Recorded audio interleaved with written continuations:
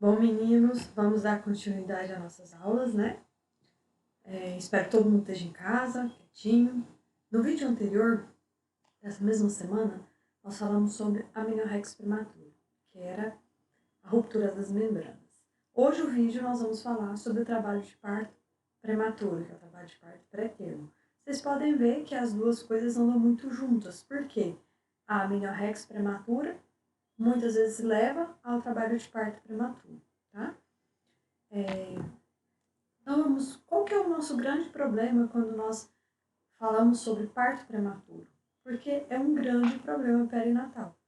É um grande problema que nós temos na nossa realidade brasileira para os bebês. Então, assim, nós sabemos que ele é responsável por 75% de toda a morbidade e mortalidade neonatal, ou seja, é muito grande.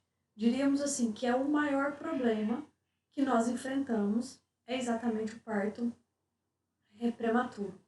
E além disso, ele vem carregado com um alto custo financeiro e psicossocial, porque nós sabemos que um parto prematuro, onde muitas vezes esse recém-nascido vai precisar de UTI, de cuidados especiais, isso se torna muito oneroso para o sistema de saúde, muito oneroso para a família.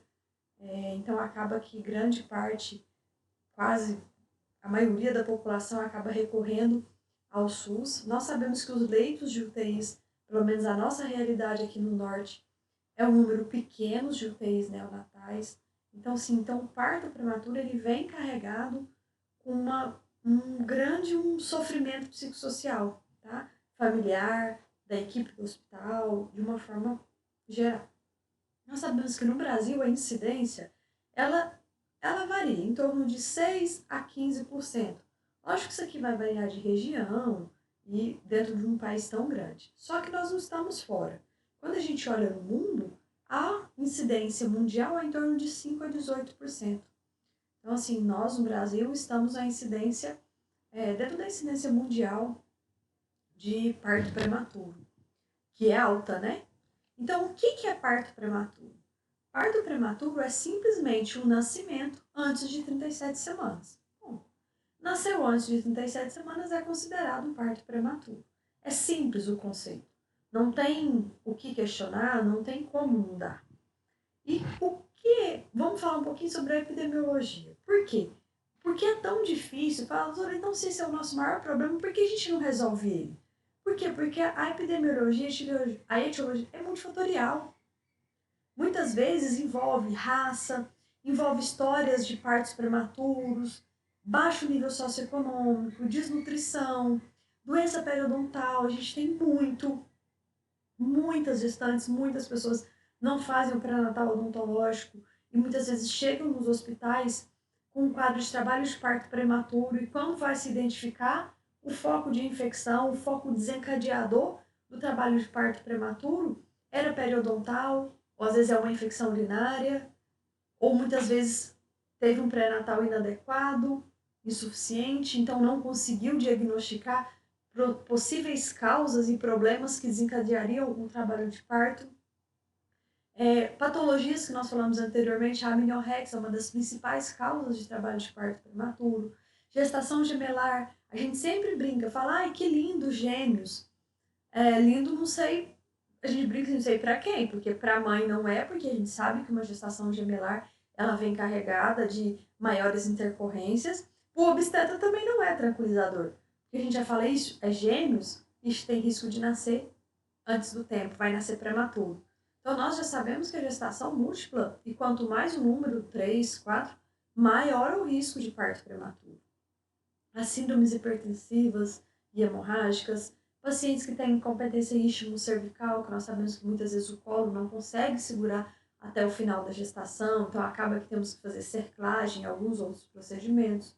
Malformações de tumores uterinos, a bacteriúria sintomática, que eu falei para vocês que é a infecção de urina, que é uma das patologias também muito frequentes em desencadear trabalho de parto prematuro. Por quê? Bacteriúria sintomática, como o nome diz, é uma infecção urinária em que a gestante ela não tem sintomas.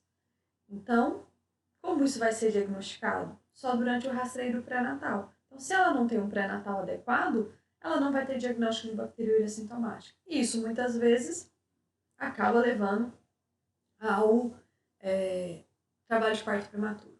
Colonização genital, infecções intramnióticas, nós falamos muito da coriomielite, né? Que podem acabar levando também ao trabalho de parto.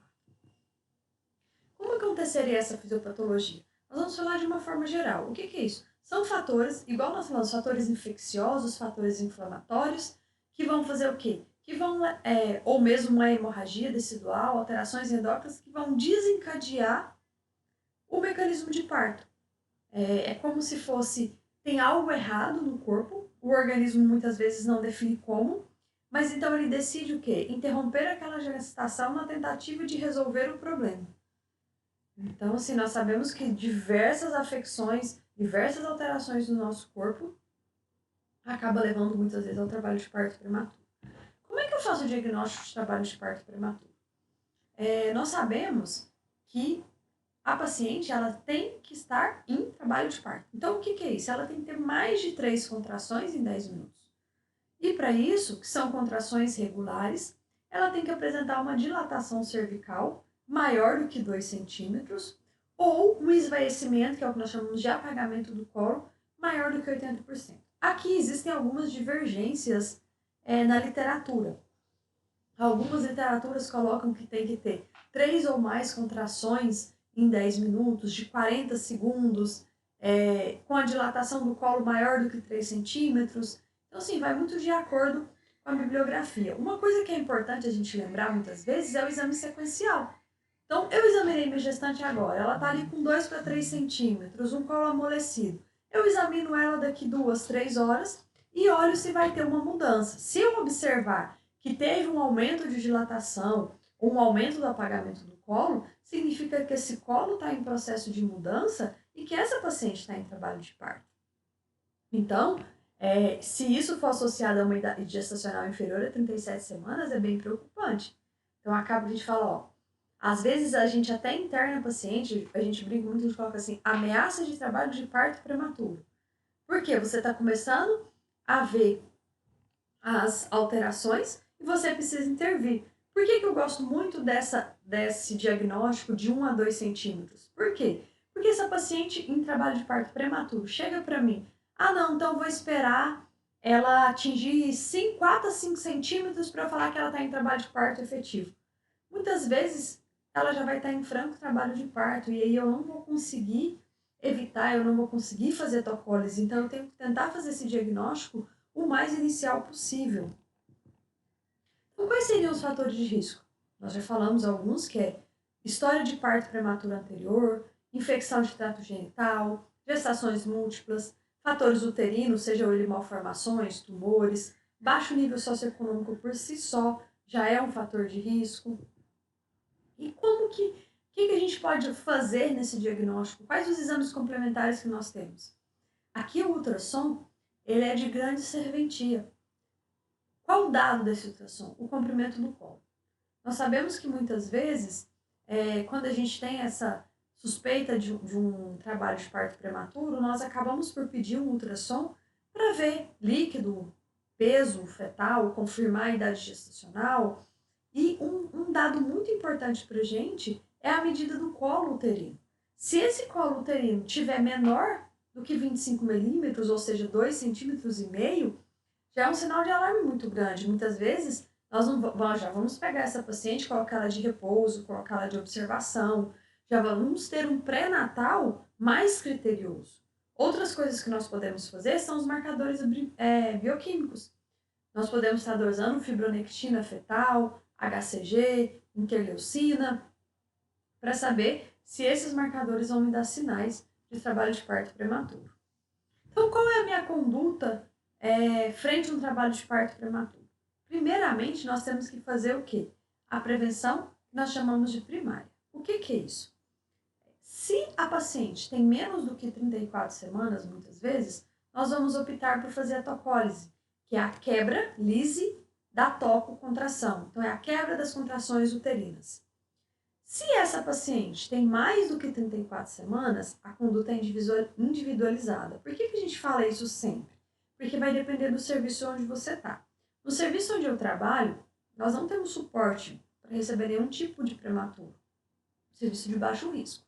Então, se eu recebo uma gestante com 34, 35 semanas, eu acabo tendo a necessidade de transferir ela para um centro de referência. Porém, se você está num serviço que ele tem a capacidade de receber tranquilamente, de prestar assistência tranquilamente para uma criança com 34, 35 semanas, vai ter que se avaliar a viabilidade, tipo assim, vale a pena fazer uma tocólise e postergar isso por um tempo, com qual benefício? Ou deixa a gestante entrar em trabalho de parto e a criança vir a nascimento. Então, assim, isso é muito individualizado, tá? Vai depender do quadro, o que levou ao trabalho de parto, se foi a parte infecciosa, há de se pensar, vale a pena? Você vai fazer tocólise com um quadro de infecção? Não vai. Outra coisa que nós temos muito que avaliar é o bem-estar materno e fetal. Tá tudo bem com a mãe, tá tudo bem com o filho, afastar sofrimento fetal, que eu já falei, afastar quadro infeccioso, afastar malformações, e aí sim a gente vai avaliar. O mais importante para nós, que nós formos um trabalho de parto prematuro, é sempre lembrar da realização do corticoide. O corticoide foi defendido por muito tempo ser feito entre 24 e 34 semanas. Hoje nós sabemos que existe um benefício sendo realizado até 36 semanas. Então, essa paciente entrou em trabalho de parto. Vale a pena fazer o corticoide? Já a gente dá algum suporte, alguma melhora para o bebê? Então, se você tem um tempo, faça o corticoide. Ou muitas vezes, igual eu falei para vocês no meu caso, eu preciso transferir para um centro de referência. Então, às vezes fala, doutora, não está indicado a tocólise, mas acaba que muitas vezes eu faço e justifico. Paciente em trabalho de parto, realizo tocólise para transporte, para que não nasça no meio do caminho. Então, eu vou tentar diminuir as contrações até que ela chegue no centro de referência. Só que, igual eu sempre falo para vocês, todas as condutas elas têm que ser justificadas. Se você simplesmente prescrever lá a tocólise, uma paciente que às vezes está até com começando um quadro infeccioso, quando chegar no centro de referência, eles vão falar que doutor, que é esse? O paciente está com sinais de infecção e o cara me põe tocólise? Esse cara não sabe de nada? Então justifica. Faça o tocólise para transferência para o centro de referência. Por quê? Chegando lá, eles vão interromper a sua tocólise, suspender a sua tocólise e vão deixar evoluir ou vão ter conduta intervencionista. Mas eles vão saber que você fez o procedimento para ganhar tempo para transferir, tá? Para o bem-estar materno-fetal. Então, quando a gente fala de tocólise, que é o quê? Que é a inibição do trabalho de parto prematuro, nós temos que lembrar que nós temos algumas contraindicações. Trabalho de parto avançado, mulher com 6 centímetros para mais, contrações efetivas, não tem a menor indicação de você fazer isso. Sinais de infecção intrauterina, como corioamnionites. DPP, descolamento prematuro de placenta. Se tem anomalias fetais ou placentárias, não tem benefício em impedir esse nascimento. Ou se mesmo tem um sofrimento fetal. Não se justifica interromper o trabalho de parto nessas situações. Então, quando a gente fala de tocólise, nós temos que lembrar que nós temos uma diversidade de medicações que podem ser usadas com esse fim. Lembrando que todas as medicações usadas para tocólise, ela possui seus efeitos colaterais. Então, a gente vai ter que ver o que nós temos de acesso, pesar risco-benefício, ver quais são os efeitos colaterais. Então, nós vamos começar a falar de algumas classes. Uma classe bem conhecida são os beta-adrenérgicos, beta-2 adrenérgicos, que é a terbutalina, salbutamol, ritodrina. Salbutamol foi por muito tempo usado, como a terbutalina também é uma das primeiras escolhas hoje, mas que está sendo deixado de usar por causa dos seus efeitos cardiovasculares e muitas vezes efeitos metabólicos. Nós temos os bloqueadores de canais de cálcio, esse eu adoro, que é a nifedipina, é fácil de manejar, fácil acesso, encontra-se em quase todos os hospitais. Nós temos um efeito de tocólise semelhante ao da terbutalina ou de outros como a tosiban, com efeitos colaterais menores. Sabemos que nós temos os inibidores de prostaglandinas, que é a indometacina, fica com um uso um pouco mais restrito, tá? Por causa dos seus efeitos colaterais também. Sulfato de magnésio, antagonista dos receptores de ocitocina, que é o atosiban. Então, o que eu vou falar para vocês agora? Aqui eu coloquei para vocês as opções que nós temos para usar. Só que opções de primeira linha, de primeira escolha, nós temos de preferência 3. A terbutalina, a nifedipina e o atosiban. Desses, por que eu falo para vocês que a indometacina e o sulfato magnésio, eles não são mais utilizados com esse objetivo? Por causa dos efeitos colaterais e uma baixa eficácia associada. Então, se nós não temos uma eficácia tão grande na tocólise, mas temos efeitos colaterais importantes. A gente praticamente não usa. Como eu falaria, doutora, quando eu vou usar a indometacina ou sulfato de magnésio? Eu brinco assim, que eu falo que é numa conduta heróica. Você não tem nenhuma das outras drogas, você está num local que você vê a necessidade de fazer, então acaba que você faz indometacina ou sulfato de magnésio na tentativa heróica de ajudar, ou de transportar, ou de fazer alguma conduta para salvar a vida desse bebê que está em trabalho de parto prematuro. Então, assim, lembra que eu falei para vocês? Todos os tocolíticos, eles apresentam efeitos adversos. Então, nós vamos escolher os que têm menor efeito adverso. Eu vou falar um pouquinho para vocês da posologia que a gente pode estar usando. Desses três, não. Eu não vou falar da terbutalina.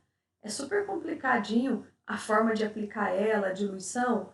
E como ela já não está sendo tão usada por causa dos seus efeitos colaterais cardiovasculares, e a gente dá preferência para a nifedipina e o atosiban, então nós vamos falar dessas duas drogas.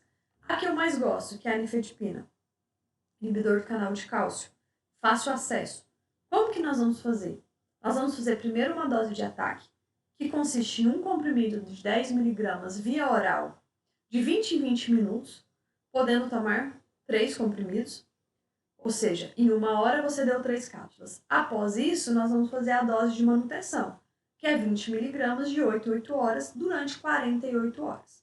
Vocês vão ver que a tocólise ela é feita por 48 horas. Eu já cansei de chegar no hospital e ver paciente fazendo tocólise há 5, 6 dias. Não existe isso. Por quê? É 48 horas para que nós consigamos identificar qual é o fator desencadeador desse trabalho de parto. Então, é como se você tivesse 48 horas para descobrir se é uma infecção urinária, se é uma infecção dentária, se é uma coriomielite, o que está acontecendo que está desencadeando o trabalho de parto, e muitas vezes você tratar essa causa para cessar o parto. Caso você não consiga, muitas vezes acaba que o parto vai evoluir. Lembrando que a nifedipina a gente não deve utilizar em gestantes cardiopatas nem em gestantes hipertensas, como tocólise, tá? A segunda droga também de primeira escolha, que é o atosiban, essa eu não tenho acesso aqui no meu serviço, então por isso que eu falo que eu gosto tanto da nifedipina. Na verdade, eu não tenho atosiban, sonho se a gente tivesse, né? Até mesmo porque é uma droga de uso venoso. Então a gente sabe que a gente teria uma... os estudos demonstram uma resposta muito semelhante, tá? Então, como a gente faria? Ela é aplicada em 3 fases. A primeira fase, nós temos 2 tipos de aplicação do atosiban. 0,9 ml e 5 ml. A primeira fase, nós vamos pegar 0,9 ml e infundir EV durante 1 minuto. Depois nós vamos começar a segunda fase. O que é a segunda fase? Eu vou fazer uma solução preparada com 10 ml de atosiban e 90 ml de soro. Você pode escolher glicosado, você pode escolher fisiológico, você pode escolher Ringer lactato. Então, quando eu pego 90 ml de soro e 10 de atosiban, eu faço uma solução total de 100 ml. E aí eu vou colocar em bomba de infusão a velocidade de 24 ml por hora, durante 3 horas. Então, correndo a essa velocidade durante 3 horas, dos meus 100 ml, eu vou gastar 72 ml. O restante, eu vou mudar, diminuir a minha infusão para 8 ml por hora, e esse restante, pouquinho, que é os 28 ml, vai correr em mais 3 horas e meia. Então, se a gente pensar, a minha fase 2, ela já durou 6 horas e meia de tratamento. E eu vou passar para a fase 3. O que é a fase 3? Eu faço novamente a mesma solução de preparo, 10 ml de atosiban com 90 ml de soro e vou manter essa infusão de 8 ml por hora por até 45 horas. Então, o que eu vou estar fazendo? Eu vou estar fazendo uma dose de ataque entre a fase 1 e a fase 2, que dura ali geralmente 3 horas, e depois eu vou estar fazendo uma fase de manutenção, que é nessa velocidade de 8 ml por hora, que vai durar em torno de 48 horas também. Então, mesmo com a atosiban, o tempo da tocólise seria de 48 horas de medicação. Aqui vem aquele questionamento. Tocólise prolongado, que eu falei para vocês, não é o ideal. O ideal, a nossa tocólise é de 48 horas, para que a gente descubra o fator desencadeante, para que a gente intervenha nesse fator. Se é uma infecção de urina, trata. Se é uma infecção dentária, trata. Nós temos que descobrir a causa e resolver. Em alguns casos muito individualizados, em algumas situações muito específicas, quando o trabalho de parto muitas vezes começa numa idade muito precoce, e nós, através de exames, sabemos que não tem nenhum comprometimento infeccioso, eu afasto todos os tipos de infecção, não tem infecção na área, e que eu garanto que o bem-estar fetal está assegurado, é questionável que muitas vezes esse bebê pode ser beneficiado com essa tocose mais prolongada. Para quê? Para que ele atinja uma idade gestacional maior e tenha uma maior chance, uma pós-nascimento. Um fator, uma medicação que vem sendo muito promissora nessa tentativa de tocólise, vamos dizer assim, prolongada, é o uso da progesterona micronizada via vaginal. Então, o que a gente faz? Você fez a tocólise no hospital, conseguiu diminuir, o que a gente faz para fazer a manutenção? Essa paciente começa a fazer o uso de um óvulozinho vaginal de progesterona micronizada por um tempo mais prolongado. Então, assim, o que nós temos de mais promissor hoje seria a manutenção da progesterona micronizada. Então, assim, é uma aula curta. Vocês viram, não é uma aula cheia de detalhes, cheia de complicações, porque ela só me mostra os fatores que desencadeiam o início de um trabalho de parto. Então, assim, lembrar sempre das medicações que eu tenho de primeira escolha, lembrar sempre da realização do corticoide, lembrar sempre de investigar a causa do trabalho de parto pré-termo. Não adianta você internar, fazer tocólise e depois de 48 horas mandar ela embora sem investigar o real motivo do parto. E se nesse caso você descobre uma coriomielite, uma infecção mais séria, sinais de sofrimento fetal, essa tocólise tem que ser interrompida de imediato, ou deixa evoluir o trabalho de parto, ou tem uma ação intervencionista, para que a gente não tenha o sofrimento fetal e um desfecho ruim. Eu espero que vocês tenham entendido, tá? Essa também vai ser uma aula que, se ficou dúvida, a gente vai estar discutindo na plataforma do Meet. Vocês assistam os vídeos. Na plataforma do SEI vai ter uma atividadezinha para vocês estarem respondendo, para valer como frequência. Tá bom? Então, vamos lá.